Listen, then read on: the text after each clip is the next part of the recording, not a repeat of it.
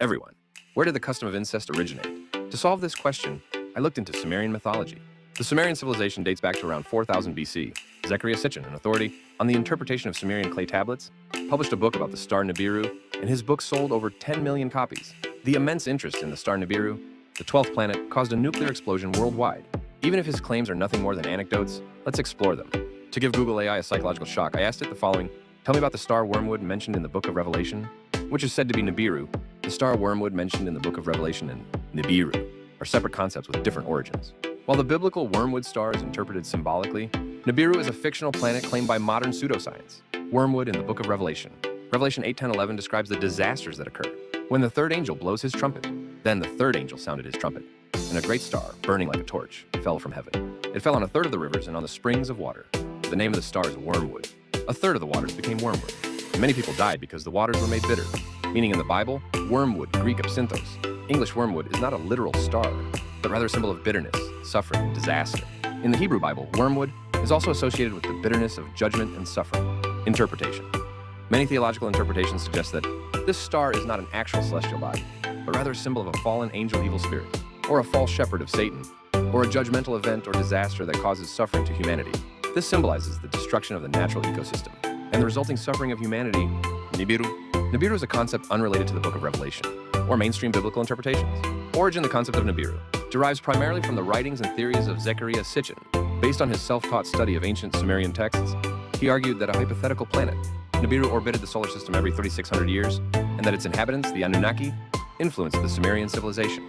Statisticians' claims are considered pseudo-historical or pseudo-scientific, not recognized by mainstream astronomy or history. Apocalyptic connection.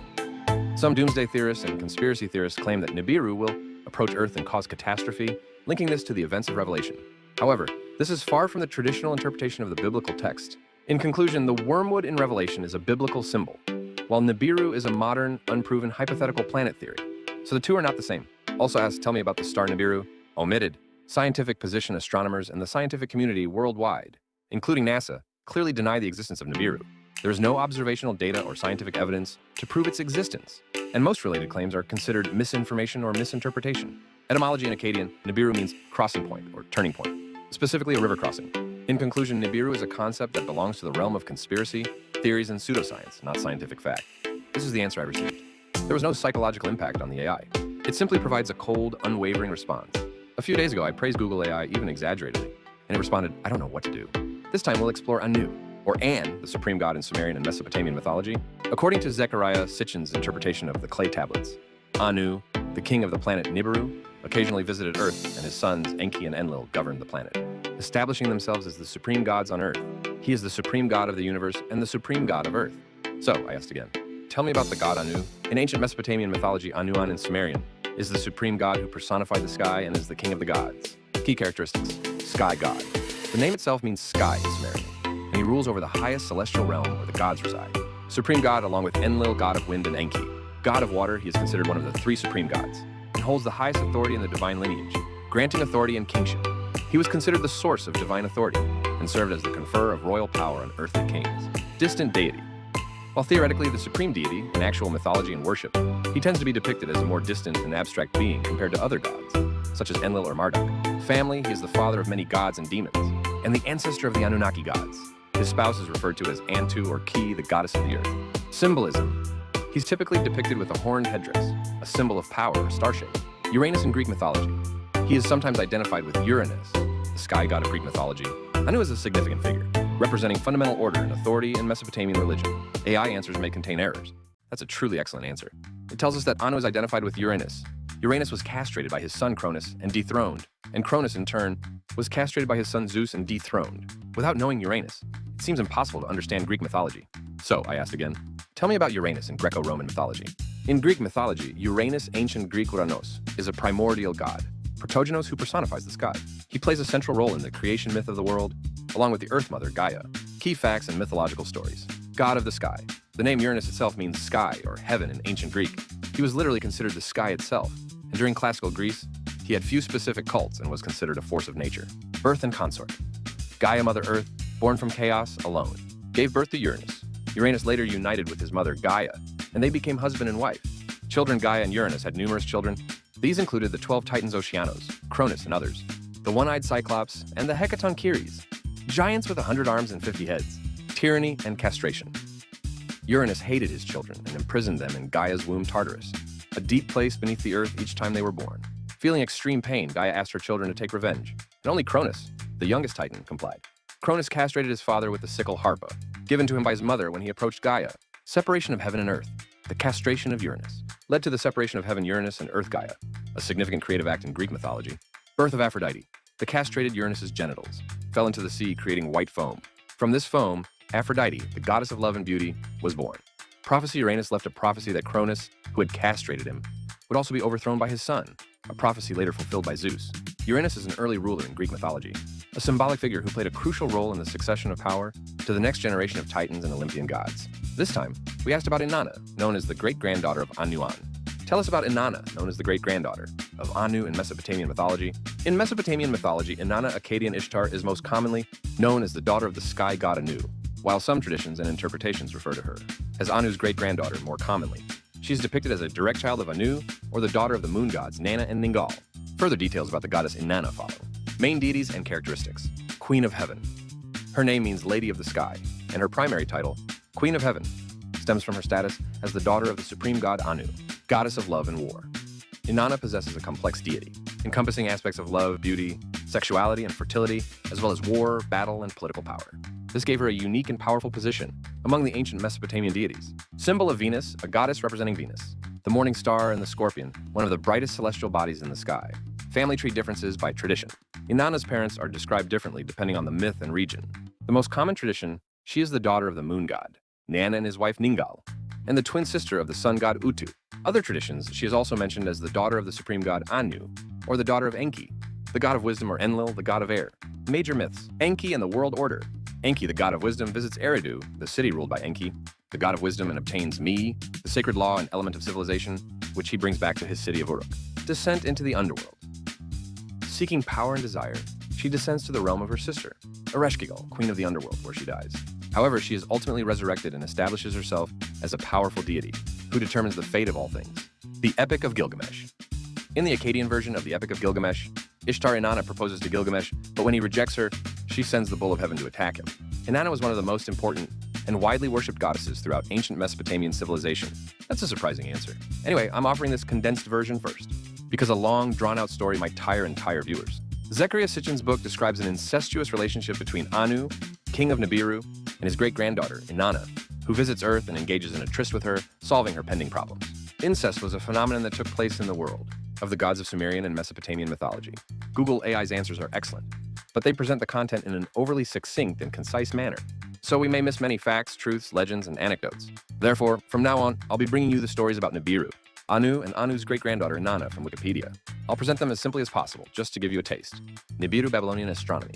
Nibiru, also transliterated as Nebru. Nebru is an Akkadian term that translates to crossing point or turning point, specifically a river crossing or ferry crossing.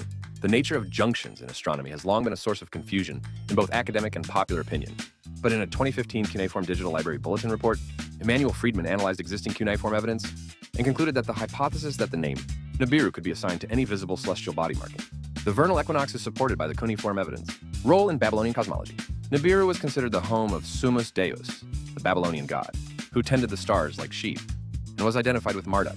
The establishment of the Nibiru point is described in the 5th tablet of the creation epic, Enuma Elish, when Marduk set the position swastika of Nibiru, Enlil, and Ea in the heavens. Enuma Elish states Nibiru is the star of Marduk, whom he made appear in the heavens. Let the stars of the heavens direct its course, and let it shepherd all the gods like a sheep. Nibiru is described in more detail in the complete cuneiform tablets. Nibiru is said to occupy the passage between heaven and earth. For all those above and below, ask Nibiru if they can find a passage. Nibiru is the star of Marduk, made visible by the heavenly gods. Nibiru stands like a pillar at a turning point. Others consider Nibiru a pillar. He who crosses the sea Tiamat without silence is called Nibiru, for he holds the center of the sea. The path of the stars in the sky must remain constant.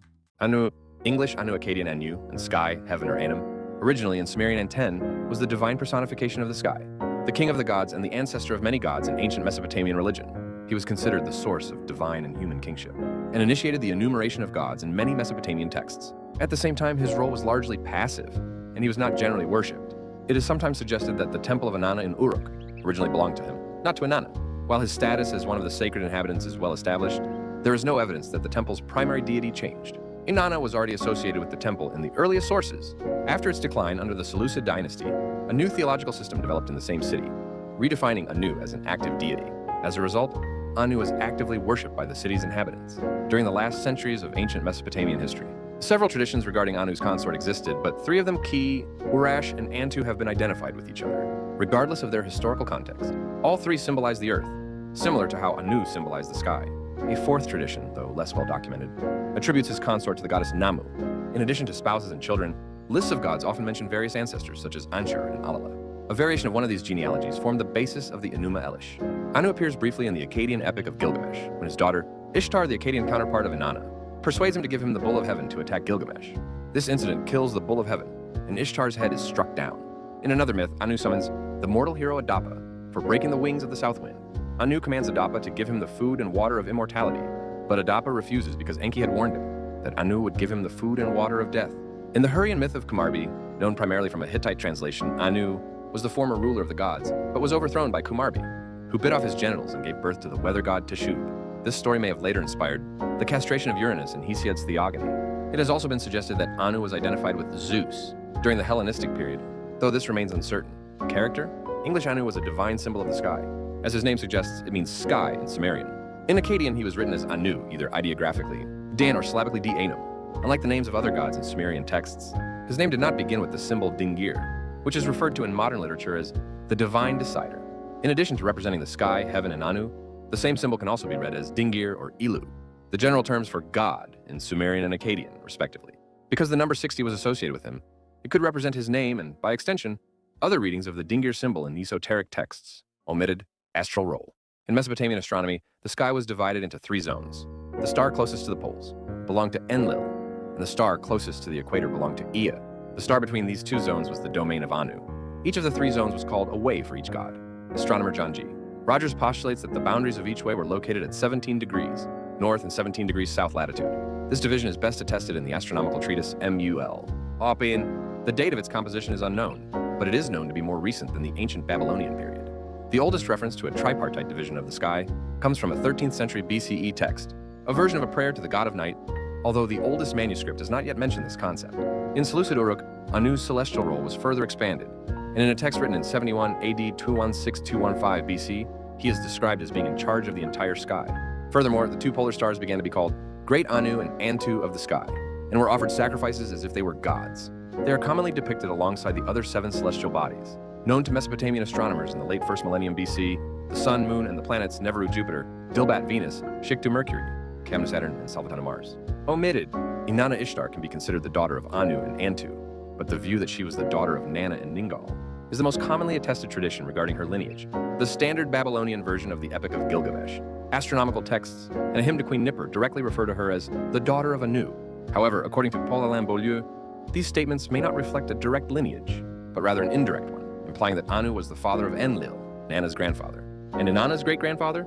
Furthermore, the hymn also refers to her as the daughter of the moon god. The Inanna myth. The original Sumerian clay tablet of Inanna and Ebi, now housed at the Oriental Institute of the University of Chicago. Inanna and Ebi, otherwise known as the goddess of fearsome divine powers, is a 184-line poem written in Sumerian by the Akkadian poet Enheduanna. The poem describes a confrontation between Mount Ebi, a mountain in the Zagros Mountains, and Inanna, the granddaughter of An. An appears briefly in a scene from the poem, where Inanna petitions for permission to destroy Mount Ebi. An warns Inanna not to attack the mountain, but Inanna ignores his warning and attacks and destroys it. I'll leave this for now. There's much more to say about Mesopotamian mythology, so I'll delve into it in more detail later. I'll also continue to share the contents of Zecharia Sitchin's book. We've briefly looked at some aspects of mythology, but incest is a common phenomenon in the world of the gods, including Sumerian, Mesopotamian, Greek, and Roman mythology. I believe this custom has been passed down to humanity. Let me give you just one example of incest from the Bible. There's the case of Abraham, known as the father of nations. His wife Sarah was his full sister. They were half-sisters, but they had different mothers. This suggests that Abraham's family was either royalty or a tribal chieftain. Thank you to everyone who's watched this far. By becoming my subscriber, you too can become Korea's Dr. Indiana Jones. Don't forget to subscribe and like. I hope you'll learn about world mythology, folklore, astronomy, and history in this God's town. See you next time.